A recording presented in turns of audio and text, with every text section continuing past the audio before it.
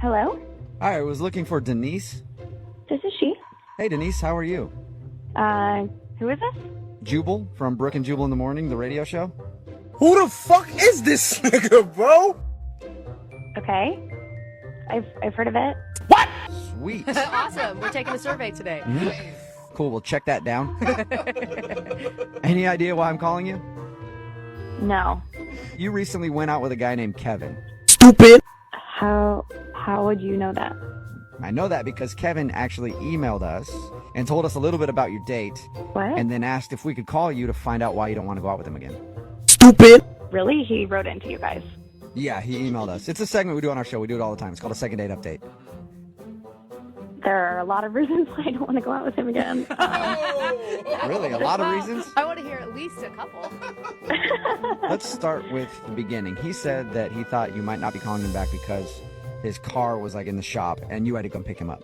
Yeah, I mean, it worked out. Like, I have a car. It was fine. I understand when people get in, like, accidents. Like, obviously, he didn't plan for that. Hopefully, it's not, like, a thing that happens all the time, because then that's, like, a whole nother issue. Right.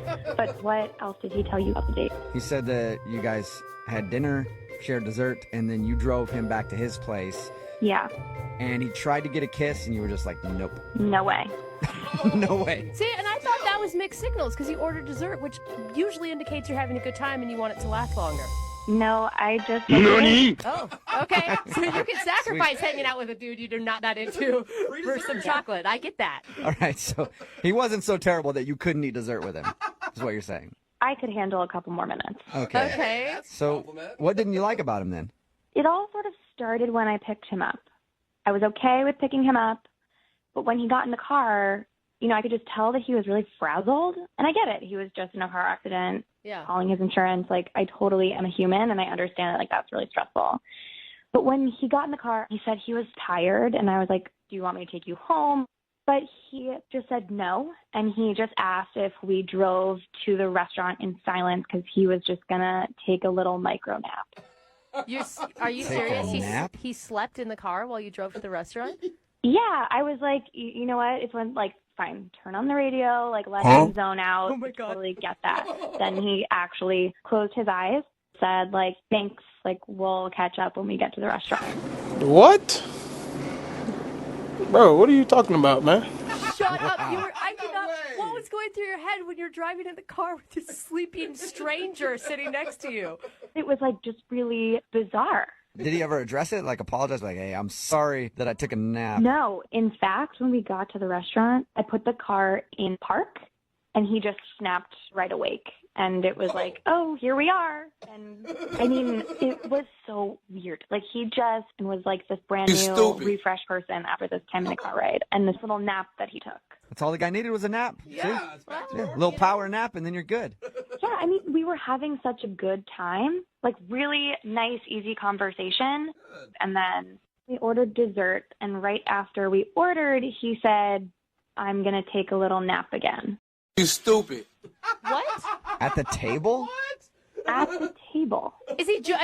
Was he joking with you at that point? No, so I asked him if he was joking, and he said he wasn't. And before he even finished that sentence, he was curled up in a little ball in the booth in the back of the restaurant. Oh my God. Like he actually curled up in a ball in the booth? He laid down. Pretty much. I mean, he wasn't sucking his thumb, but he was getting very comfortable. And he wasn't kicked out of the restaurant? I've done that a lot drunk, and they kick you out. Yeah, that's Well, that's probably because of the drunk part. Oh, Jubal. maybe. Okay. Yeah, not the sleeping part. How long was he asleep for? Like 15 minutes. Wait, Then so again, it was like they put the plate on the table, and he just snapped awake and was like ready to have more conversation, and I was just very confused. So you're sitting there twiddling your thumbs for 15 minutes. Yeah. And then he just goes back into talking about whatever you guys left off on? It was incredible. I have never heard or seen of, you know, this ability to nap anywhere, but it happened on my date, and I don't know. I know the perfect way to figure it out, Denise. What's that? Why don't we just ask him? Because Kevin's actually on the other line listening to this conversation, and he wants to talk to you. Or sleeping through the conversation. I don't... What? Kevin, are you there?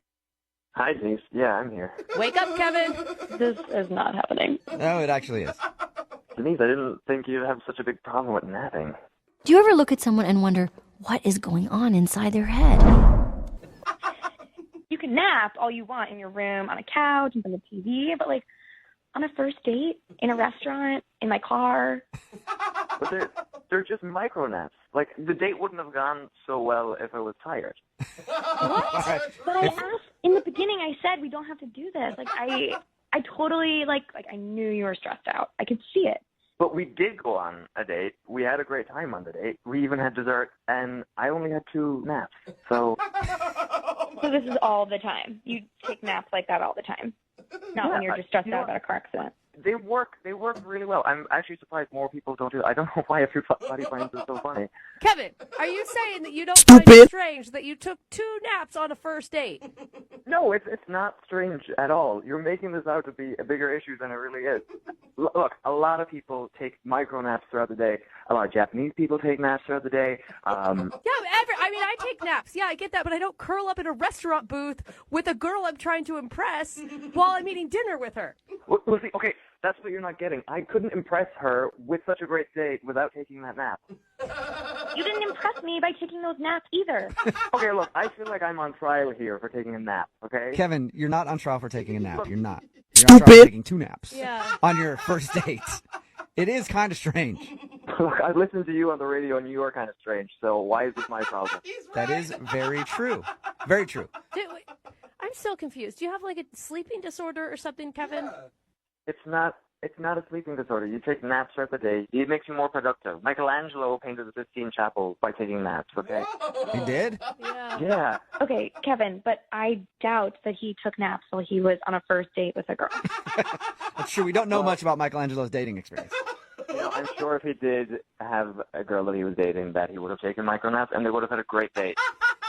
I will say, Denise, I mean, despite this odd behavior, which isn't really necessarily bad towards you at all. You had a great time.